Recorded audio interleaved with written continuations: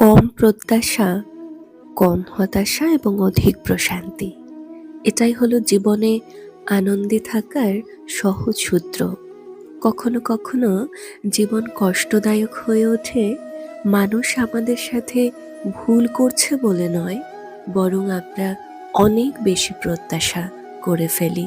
তাই আমরা অন্যদের কাছ থেকে বোঝাপড়া, কদর, বিশ্বস্ততা এবং নিখুঁত আচরণের প্রত্যাশা করি, অথচ নিজেদের দিকে তাকাতেই ভুলে যাই।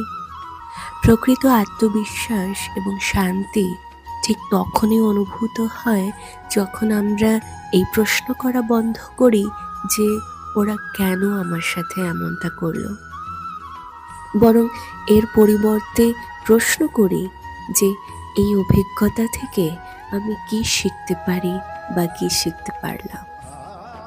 যখন অন্যের ওপর দোষারোপ করা কমে যায় এবং নিজের প্রতি সচেতনতা বৃদ্ধি পায়, তখন জীবন অনেক হালকা এবং সহজ হয়ে ওঠে। ওম শান্তি। কম প্রত্যাশা, কম হতাশা এবং অধিক প্রশান্তি।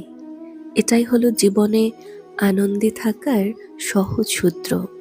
কখনো কখনো জীবন কষ্টদায়ক হয়ে ওঠে মানুষ আমাদের সাথে ভুল করছে বলে নয়, বরং আমরা অনেক বেশি প্রত্যাশা করে ফেলি।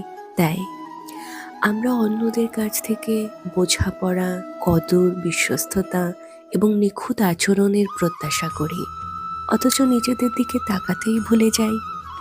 প্রকৃত আত্মবিশ্বাস এবং শান্তি ঠিক তখনই অনুভূত হয় যখন আমরা এই প্রশ্ন করা বন্ধ করি যে ওরা কেন আমার সাথে এমনটা করলো, বরং এর পরিবর্তে প্রশ্ন করি যে এই অভিজ্ঞতা থেকে আমি কি শিখতে পারি বা কি শিখতে পারলাম।